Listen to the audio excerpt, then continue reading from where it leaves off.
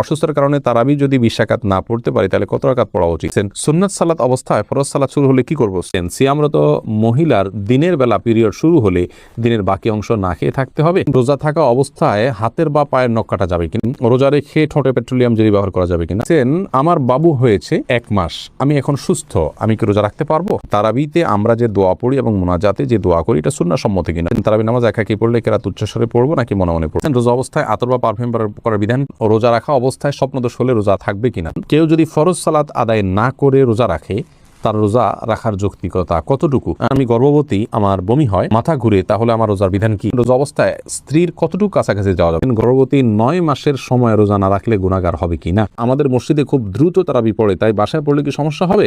রোজা রেখে নাক বা কানে ড্রপ ব্যবহার করা যাবে কিনা? ইফতার ও সাহারির নিয়ত সম্পর্কে কিছু বলবেন? মুখে আরবি উচ্চারণ করা কি জরুরি? করব। আর বিলম্ব না করে চলুন তাহলে আপনাদের যে সমস্ত প্রশ্নগুলো আমাদের কাছে চলে এসেছে সেগুলোর উত্তর দিতে আমরা শুরু করি। পিয়াস এমডি রাইসুল রেজা জানতে চেয়েছেন, সিয়ামরত মহিলার দিনের বেলা পিরিয়ড শুরু হলে দিনের বাকি অংশ না খেয়ে থাকতে হবে, খেলে কি গুনাহ হবে? না খেয়ে থাকা উচিত, বাকি অংশ তার রোজার সম্মানার্থী করা উচিত। আহমেদ শাহাদাত জানতে চেয়েছেন, রোজা থাকা অবস্থায় হাতের বা পায়ের নখ কাটা যাবে কিনা? উত্তর কাটা যাবে, কোনো অসুবিধা। রোজা রেখে হাত পা নখ কাটা যাবে, এর সাথে রোজা ভঙ্গের কোনো সম্পর্ক নেই। সারজুর রিমা এই আইডি থেকে আপনি জানতে চেয়েছেন, রোজা রেখে ঠোঁটে পেট্রোলিয়াম জেলি ব্যবহার করা যাবে কিনা? ঠোঁটে যদি খুব বেশি ফেটে যায়, খুব বেশি বিরক্তির কারণ হয় তাহলে হালকা করে দিতে পারেন, কিন্তু আপনার একান্ত যদি ঠোঁট না ফাটে বা খুব বেশি কষ্ট না হয় তাহলে পেট্রোলিয়াম জেলি ঠোঁটে ব্যবহার খুব বেশি করে করলে আপনার সেটি আমাদের থুতুর সাথে ভেতরে যাবে, সে আশঙ্কা আছে। এই জায়গা থেকে এটি করা অনুচিত এবং অনুত্তম এবং করা যাবে না। এরপরে নার্গিস আক্তার জানতে চেয়েছেন, আমার বাবু হয়েছে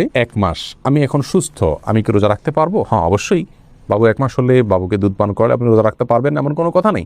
এই অবস্থা আপনাকে রোজা রাখতে হবে, আল্লাহ তাআলা যদি আপনাকে সুস্থ রেখে থাকেন। নাজির আহমেদ ফারুক আপনি জানতে চেয়েছেন, তারাবিতে আমরা যে দোয়া পড়ি এবং মোনাজাতে যে দোয়া করি এটা সুন্নাহ সম্মত কিনা? ভাই, তারাবির 4 রাকাত পর পর দোয়া পড়া বা তারাবির শেষে সবাই মিলে আলাদা করে দোয়া করার কোনো শিক্ষা, কোনো নির্দেশ রাসূল আকরাম সাল্লাল্লাহু আলাইহি ওয়াসাল্লাম থেকে দেন নাই। সাহাবায়ে কেরাম তারাবি জামাতের সাথে পড়েছেন, কিন্তু তারা এরকম কোনো দোয়া করেছেন বলে কোনো প্রমাণ নাই।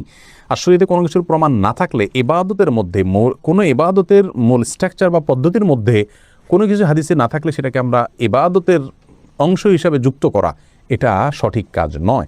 আমরা মনে করি যে এটাকে কেউ যদি তারাবির অংশ মনে করেন তো এটা ভুল হবে। হ্যাঁ, মাঝে মধ্যে করলেন সেটি ভিন্ন কথা, সালাতের পর দোয়া কবুল সেই জায়গা থেকে যা যা মধ্যে দোয়া করলেন সেটাও অসুবিধা নেই, এটা ঐচ্ছিক বিষয়। কিন্তু সিস্টেম বানিয়ে নেওয়া এবং এটাকে একটা ফরম্যাটে আনা যে নিয়মিত এই কাজটা করা সেটা কিন্তু সঠিক নয়। এরপর শেখ মোহাম্মদ শামীম জানতেছেন, তারাবি নামাজ একাকি পড়লে কেরাত উচ্চস্বরে পড়বো নাকি মনে মনে পড়বো? দুইটাই করতে পারেন। উচ্চস্বরে পড়বেন এই নিয়তে আপনি তাকবীর জোরে দিবেন, একামত দিবেন যে আপনি ইমামতি করছেন, কেউ এসে আপনার সাথে পাশে যেন মাঝপথে দাঁড়িয়ে যেতে পারে, সেই জায়গা থেকে আপনি উচ্চস্বরে পড়তে পারেন। আর যদি সেরকম কোনো আশা না থাকে, কেউ আসবেন আপনার সাথে যুক্ত করবেন, এরকম কোনো আশা না থাকলে বা আপনি চাইলে একাকি পড়বেন, সেই উদ্দেশ্যে আপনি আস্তে আস্তেও পড়তে পারেন, অসুবিধা নেই। এরপরে শিহাব মন্ডল জানতে চেয়েছেন, রোজা অবস্থায় আতর বা পারফিউম ব্যবহার করার বিধান কি? উত্তর হলো জায়েজ আছে, কোনো অসুবিধা নেই। আতর পারফিউম ব্যবহার করা যাবে, রোজা রেখে তেল ব্যবহার করা যাবে, কোনো অসুবিধা নেই। ইয়াকুব হুসাইন জানতে চেয়েছেন, রোজা রাখা অবস্থায় স্বপ্নদোষ হলে রোজা থাকবে কিনা? থাকবে, কোনো অসুবিধা নেই। স্বপ্নদোষ মানুষ ইচ্ছাকৃত করে না, অতএব স্বপ্নদোষ হলে বীর্যপাত হয়ে গেলে ঘুমের মধ্যে আপনার রোজা কন্টিনিউ করতে পাওয়া হবে। স্বপ্নদোষের কারণে বীর্যপাত হলে সে কারণে আপনি গোসল করবেন, গোসল ফরজ হবে আপনার, কিন্তু রোজা ভাঙবে না। শাকুল খান জানতে চেয়েছেন, কেউ যদি ফরজ সালাত আদায় না করে রোজা রাখে তার রোজা রাখার যৌক্তিকতা কতটুকু?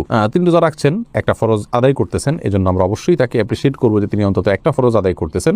কিন্তু রোজা নামাজ না পড়ে রোজা রাখার মানে হলো যে তিনি লুঙ্গি না পরে আপনার গেঞ্জি পরার জন্য অস্থির হয়ে উঠেছেন। ব্যাপারটা এরকম হয়ে যাবে, গেঞ্জি পরাও দরকার কিন্তু লুঙ্গি পরা তার চেয়ে বেশি দরকার। অতএব নামাজটাকে সবচেয়ে বেশি গুরুত্বের সাথে দিতে হবে, তারপর তিনি রোজার জন্য চেষ্টা করতে হবে।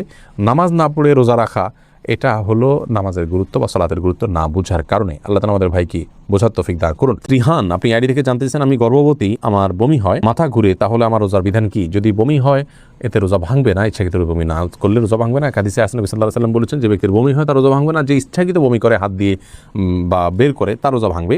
আর যদি বমি হওয়ার পর কিছু আপনি গিলে ফেলেন তার কারণে রোজা ভাঙবে, কিন্তু এমনি বমি হলে রোজা ভাঙবে না। মাথা ঘুরে বমি হয় তারপর কষ্ট করে আপনার রোজা রাখা উচিত, এটা ফরজ রোজা।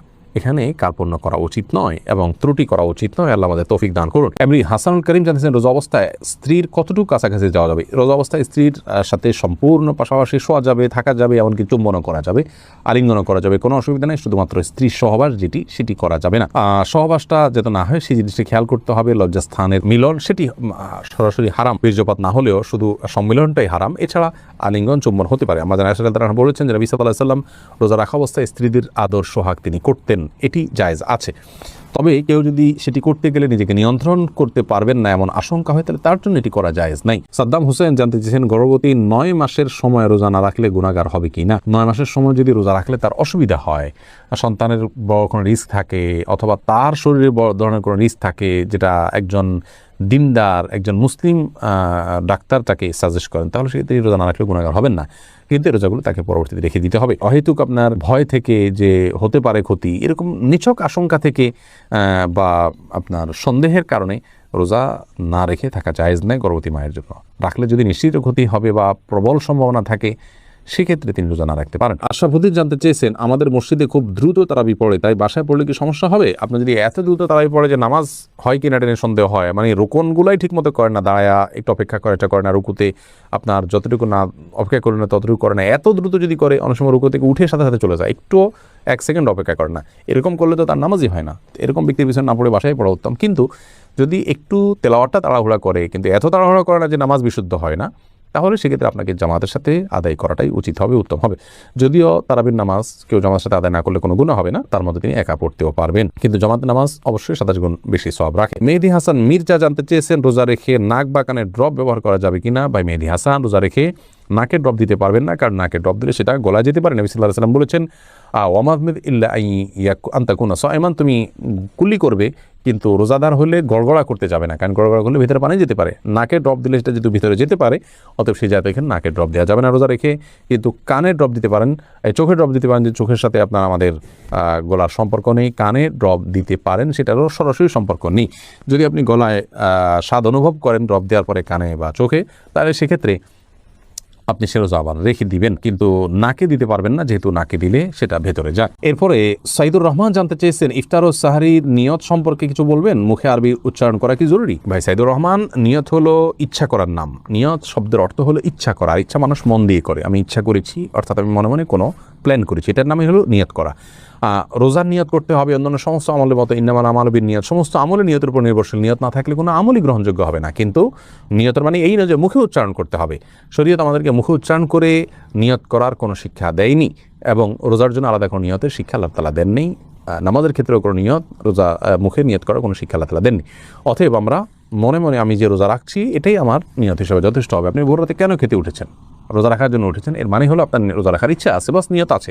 আলাদা করে সেটাকে মুখে উচ্চারণ করা আর কোনো নির্দেশ ইসলাম আমাদেরকে দেয়নি, কোনো প্রয়োজন নেই। এটাকে জরুরি মনে করলে একটা দোয়া বানিয়ে নিচ্ছি আমরা, নামায়তু নাসুম আগাদান ইত্যাদি, এরকম দোয়া বানিয়ে নিলে সেটি বরং বেদাতে পর্যবেসিত হতে পারে, যদি সেটাকে আমরা সুন্নাহ মনে করি বা রোজার জন্য গুরুত্বপূর্ণ বা জরুরি মনে করি। বাবুল হোসেন জানতে চেয়েছেন, সুন্নাত সালাত অবস্থায় ফরজ সালাত শুরু হলে কি করব? সুন্নাত নামাজ নিয়ত করেছেন, ফরজ শুরু হয়েছে, তাড়াতাড়ি করে সুন্নাত শেষ করে ফরজে যোগদান দিয়ে করবেন।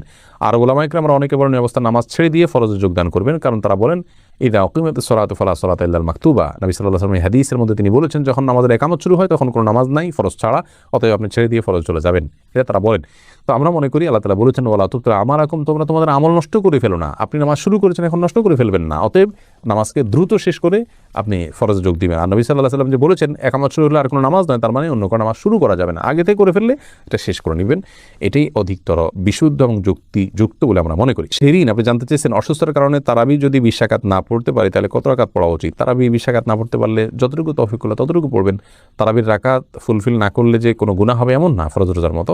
অসুস্থতার কারণে আপনি যদি 2-4 রাকাত কমও পড়েন কোনো অসুবিধা নেই। সাইদুর রহমান জুয়েল জানতে চেয়েছেন, মোবাইলে কোরআন শরীফের অ্যাপস ডাউনলোড করে তেলাওয়াত করলে কোনো গুনাহ হবে কিনা? না, কোনো গুনাহ হবে কেন, সওয়াব হবে, কোনো অসুবিধা নেই। নাজমা বেগম জানতে চেয়েছেন, ইফতারের সময় আজানের উত্তর কিভাবে দিব? ইফতারের পাশাপাশি আপনি আজান খেতে খেতে আজানের উত্তর দিতে পারবেন, কোনো অসুবিধা নেই, দেওয়া উচিত।